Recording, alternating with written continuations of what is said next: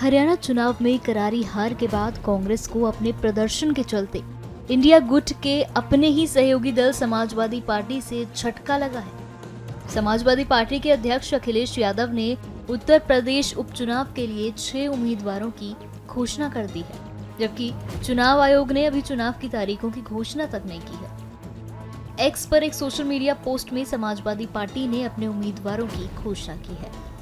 ये अचानक घोषणा ऐसे समय में की गई है जब कांग्रेस और सपा के बीच उपचुनावों के लिए सीट बंटवारे को लेकर भी मतभेद की खबरें चल रही हैं। खबरों के मुताबिक कांग्रेस और सपा के बीच सहमति बनने में दिक्कत आ रही है।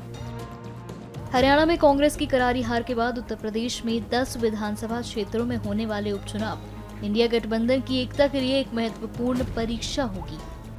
कांग्रेस पार्टी का और कांग्रेस नेतृत्व का बहुत स्पष्ट इसमें मत है कि उत्तर प्रदेश के 10 उपचुनावों में इंडिया गठबंधन के 10 सीटें लड़ेंगे और मिलकर आपसी समन्वय से इन 10 सीटों पर हम विजय हासिल करेंगे। ये हमारा लक्ष्य है। जिस तरह से 6 सीटों का ऐलान हो गया, कहा जा रहा है कि कोई आप लोगों से बातचीत में नहीं, कोई कॉन्फिडेंस में नहीं लिया गया। सच बात है, इसके बारे में जानकारी नहीं है। इंडिया गठबंधन के कोऑर्डिनेशन कमेटी से अभी कोई चर्चा नहीं हुई है और अगर कोई होगी तो उसकी जानकारी मुझे नहीं है। लेकिन कांग्रेस उत्तर प्रदेश कांग्रेस कमेटी की ओर से इन 10 विधानसभाओं में संविधान बचाओ संकल्प सम्मेलन का आयोजन हमने किया है।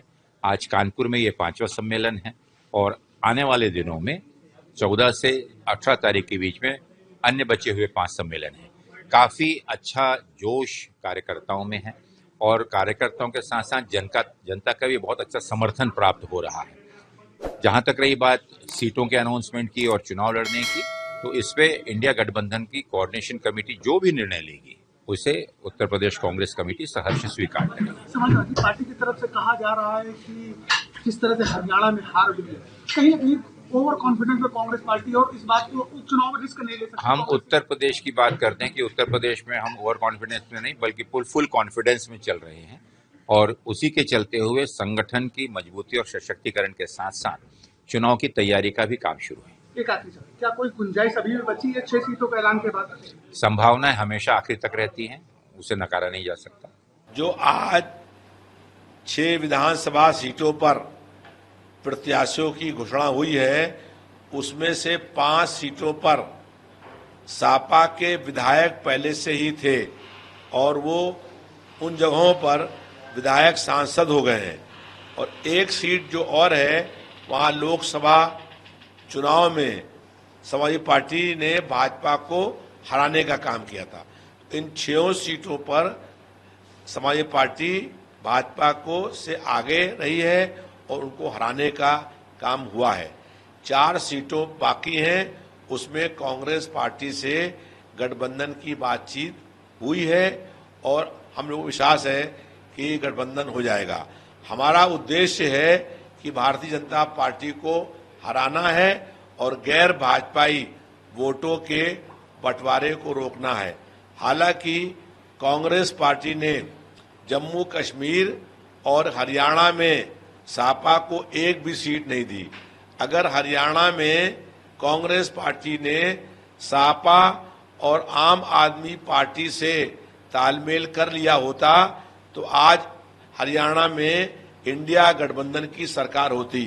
कांग्रेस पार्टी ने सपा को एक सीट नहीं दी और भाजपा को पूरा प्रदेश दे दिया।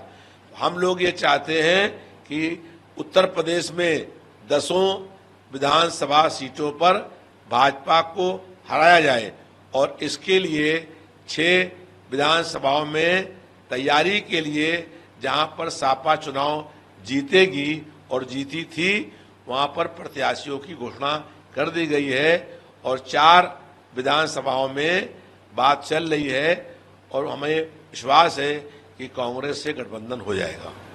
पर कांग्रेस तो लगातार पार्टी की तरफ से कोई रिस्पांस नहीं आ रहा। देखिए, अगर कोई ऐसा प्रस्ताव भेजेगा जिसका कोई औचित्य नहीं है तो उस पर विचार नहीं होगा।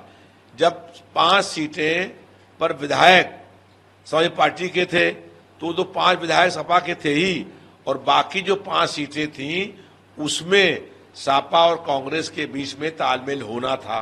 अब अगर पांचों पर कांग्रेस मांगेगी तो फिर तालमेल कैसे हो सकता है। तो जो 6 सीटें घोषित कर दी हैं, 4 बाकी हैं और समाजवादी पार्टी के राष्ट्रीय अध्यक्ष माननीय अखिलेश यादव जी से कांग्रेस के नेताओं की और राहुल गांधी जी की वार्ता होगी और विश्वास है कि तालमेल हो जाएगा और 10 सीटों पर हम लोग भाजपा को हराएंगे।